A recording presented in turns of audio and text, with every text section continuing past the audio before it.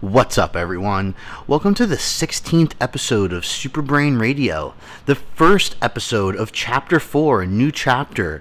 This one's going to be titled Grow, and specifically meant to follow up Endure. Endure was all about actually getting through, manifesting, and creating an opportunity for change to happen. Now, Grow is different in that, one, the bodily and biological systems involved aren't necessarily super conscious. You're not really directly in control of them. And more importantly, they totally have their own responsibilities, and most importantly that we're going to cover, their own trainability. It's not the paradox that you just do something as hard as you can for as long as you can to total exhaustion and then sit and wait for the magic to happen. That actually couldn't be further from the truth, and I can make a very, very sound argument for doing that actually making you worse. So if we had to edit that analogy to be more accurate, it would kind of be that you can only work to a rate of exhaustion you're capable of recovering from, and anything beyond that is probably not super beneficial for you. Now, that doesn't mean that you can't work hard at something. In fact, most people I've found can actually work harder than they think, just not in the right way. So, let's say you're studying for an exam. Whether it be the bar, whether it be, the bar comes to mind because my sister is about to be taking that, whether it is in school, whether it's any type of licensure exam. If your mode of studying harder is grabbing another coffee, popping a modafinil, or taking some sort of stimulant, or any supplement that's going to be stimulatory, what you're really doing is increasing the processing rate in your brain.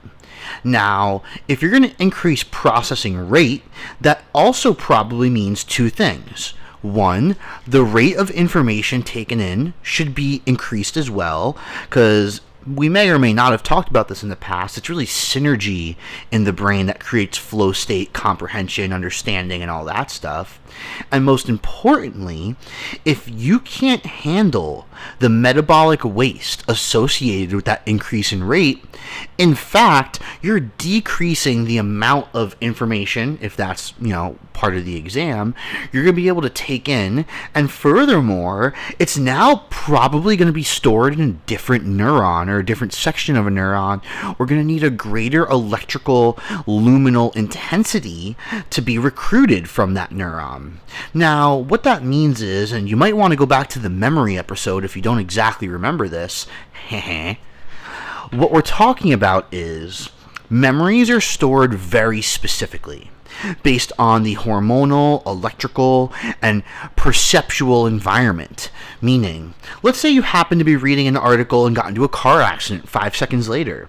You're probably going to need a coffee or something exciting in the future if you want to remember what was happening in that article because of the environmental association it was now created with. And that's kind of what I mean by, if your information rate is increasing, well, that means the hormonal environment associated has changed and all that stuff. So, the first volume of this Grow chapter is about healing rates. And the reason this is the first episode is because it's absolutely the rate limiting factor in people's ability to make super potent change. They often start way too hot, way too singularly minded, way too heavy on something that they tend to already be good at, and in fact create a larger disparity between what they need to improve and what probably doesn't need to be improved. There's two sides to every coin. So it's actually simplest in terms of building muscle and losing fat. Let's say you wanted to build a little bit of muscle, and you started by going to the gym and doing something absolutely, astronomical, like 10 sets of 20 reps on a squat, something that is surely way too much work, but is targeting muscle fibers and cells in a way that should allow them to grow. That would mean that you need a carbohydrate consumption capacity coming from enzymes in your mouth, enzymes in your gut, chemicals and all this other stuff in your gut from a hormonal and actual physical chemistry standpoint to digest 10 sets of 20 reps worth of carbohydrates. Now, that's the only way that something like that extreme is actually going to be beneficial to you. So when we look at the two sides of this coin, if it comes to building muscle here, it's that there needs to be synergy between your ability to break down glycogen, which is stored glucose in your muscle, and then your ability to eat glucose and restore it as glycogen. Being good at both sides of the coin is what allows progress and change to happen biologically in a smooth manner. Now, quickly to extrapolate that to fat loss. Let's say you wanted to lose fat. And this mainly happens through norepinephrine in our blood, which doesn't come in large amounts typically. So you wanted to start losing fat by going on runs, picking up some fat burner at your local supplement store, and restricting yourself calorically. This is going to cause a large increase in norepinephrine and therefore a large increase in fat in your blood. This is typically a good thing. However, this rate limiting capacity here is if you can move that fat. And there's a hierarchy to moving fat. So imagine fat in your blood is kind of like this vagabond that's just wasted and can't get out of the street. It needs a vehicle, whether it's a taxi cab, a police officer, or a good friend. And let's kind of vaguely attach like a connotative hierarchy, meaning in an ideal world, fat gets plugged in to the bloodstream, gets pulled into some type of cell for energy via ionic gradients, meaning it's close to free, if you will, and then because of that, can be used to restore energy in a certain cell. And maybe if you're not as good at it, you need some type of protein. This is what gets measured in your blood lipid panel, HDLs, LDLs. You need a vehicle carrier for that fat. And then lastly, let's say in worst case scenario that we use some type of fat cell based association to just store it for later.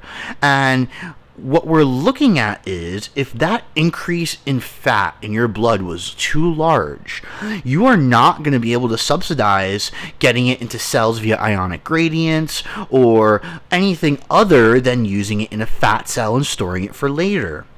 So what I'm saying is that in many cases, starting a fat loss journey too aggressively actually increases the storage of fat.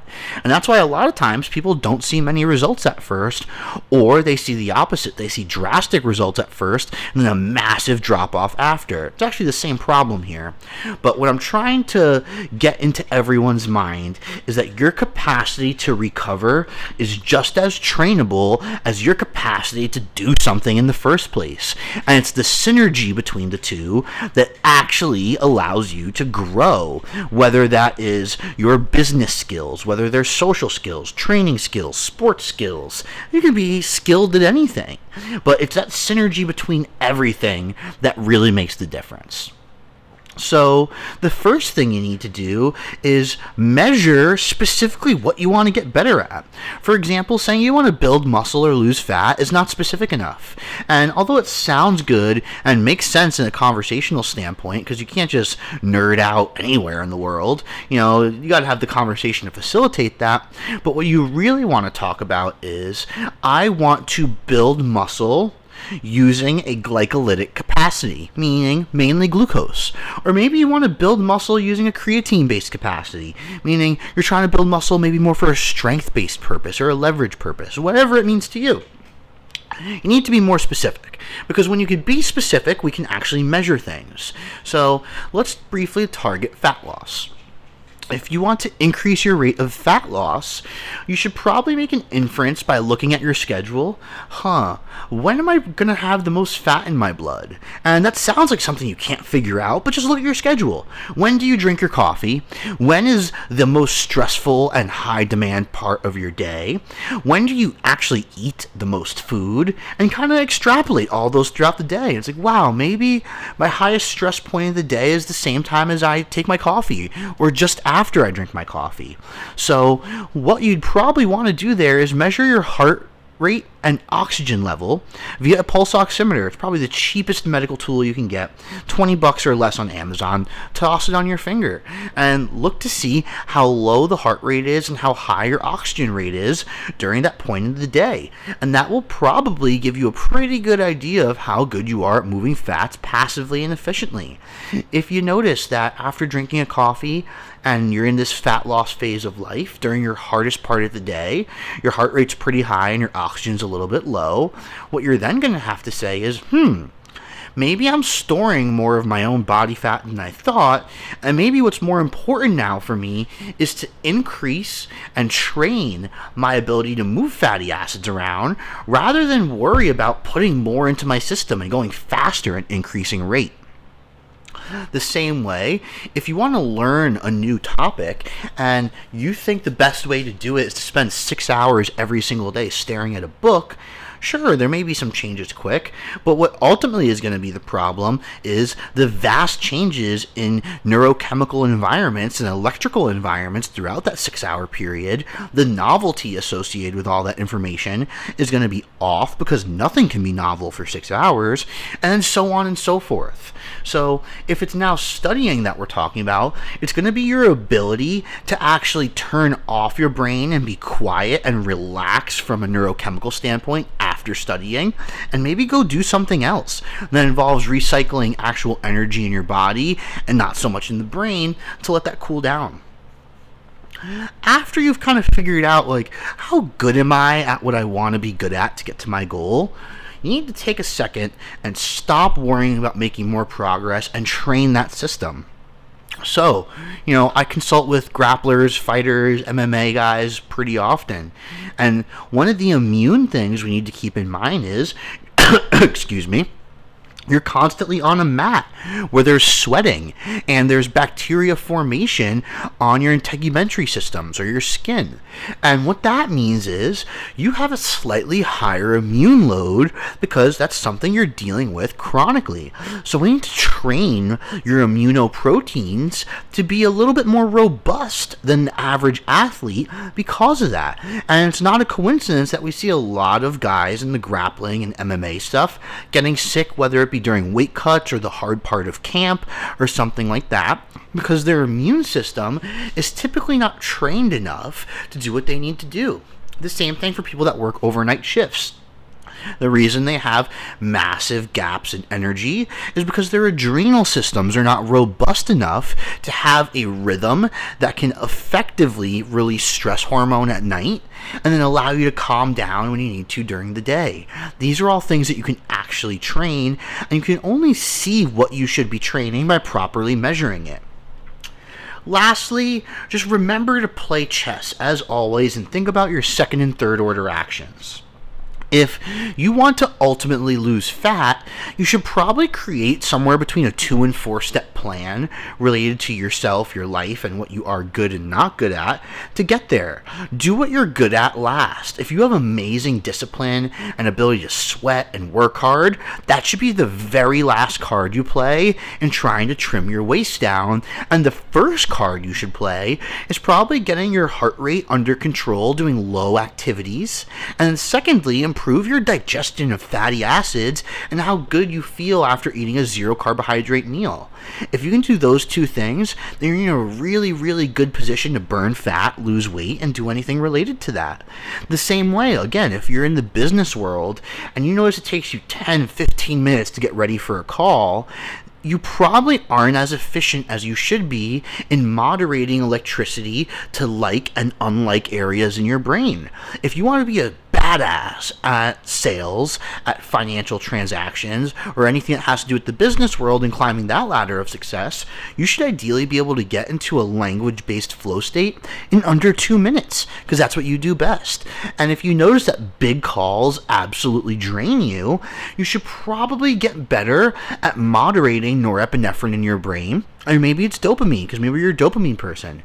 But either way, having too much can cause excess calcium in a cell and make you slow down and have slower electrical transcommunication.